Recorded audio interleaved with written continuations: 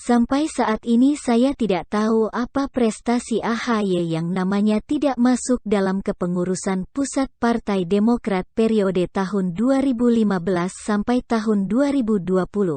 Tetapi malah jadi Ketua Umum Partai Demokrat periode tahun 2020 sampai tahun 2025. Mungkin ada yang bisa menjelaskan secara logika sederhana kenapa AHY bisa jadi ketum Demokrat menggantikan ayahnya SBY? Atau harus bertanya langsung kepada SBY? Aneh tapi nyata.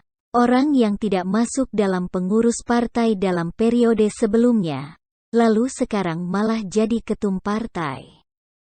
Apa rakyat Indonesia pernah melihat ada orang awam di Indonesia yang namanya tidak masuk dalam kepengurusan partai sebelumnya lalu tiba-tiba dia bisa jadi ketum partai? Jadi sudah paham ya kenapa AHY anak SBY bisa jadi ketum partai menggantikan ayahnya sendiri. Dan tadi saya menemukan sebuah berita saat AHY melakukan pertemuan tertutup dengan Presiden PKS yang sempat positif COVID-19 beberapa waktu yang lalu. Setelah pertemuan tertutup tersebut, salah satu yang disorot oleh AHY adalah masalah demokrasi di Indonesia. AHY mengatakan jika demokrasi nasional saat ini sedang berada dalam kondisi tidak baik. Ada yang mengatakan kita saat ini berada di titik yang tidak baik, kata AHY kepada wartawan. Bahkan, 14 tahun terakhir ini demokrasi di Indonesia dianggap angka paling bawah.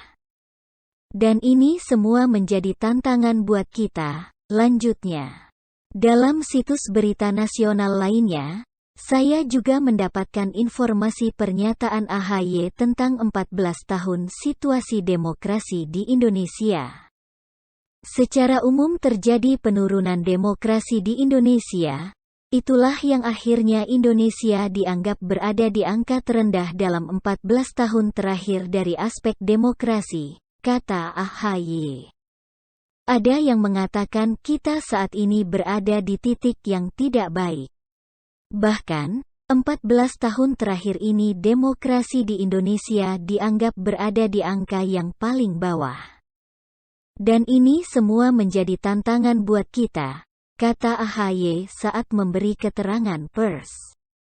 Dari beberapa media nasional itu, coba perhatikan dengan seksama apa yang disampaikan oleh AHY tersebut. Apakah ada yang lucu dengan pernyataan AHY tersebut? Mari kita bahas lebih dalam. AHY menyoroti situasi demokrasi di Indonesia dan dia juga mengatakan 14 tahun terakhir ini demokrasi di Indonesia dianggap angka paling bawah. Selama 14 tahun, maksudnya ingin menjelekkan situasi demokrasi di bawah pemerintahan Presiden Jokowi saat ini? Apakah Jokowi sudah menjabat sebagai presiden di Indonesia selama 14 tahun? Belum. Presiden Jokowi mulai menjabat sejak Oktober tahun 2014 sampai Oktober tahun 2019 untuk periode pertama. Beliau kembali menjabat sebagai presiden untuk periode kedua mulai Oktober tahun 2019 sampai 2024 nanti. Jadi, kalau dihitung, Presiden Jokowi baru menjabat selama 7 tahun, tahun 2014 sampai tahun 2021, dan AHY mengatakan selama 14 tahun terakhir ini demokrasi di Indonesia dianggap angka paling bawah.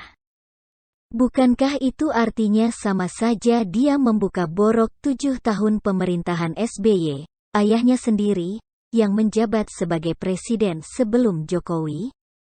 Saya sampai sakit perut waktu membaca berita ini. Maksud hati ingin menjelekkan situasi demokrasi pada masa pemerintahan Presiden Jokowi tetapi malah membuka borok pemerintahan SBY, ayahnya sendiri. Saya tidak bisa membayangkan bagaimana perasaan SBY setelah mendengar ocehan AHY tentang 14 tahun situasi demokrasi di Indonesia. Saya hanya bisa mengucapkan kata prihatin kepada AHY. Saya berpesan belajar politik dahulu secara mendalam, berpikir dulu sebelum mengeluarkan pernyataan karena bisa jadi pernyataan tersebut malah jadi blunder seperti kasus di atas.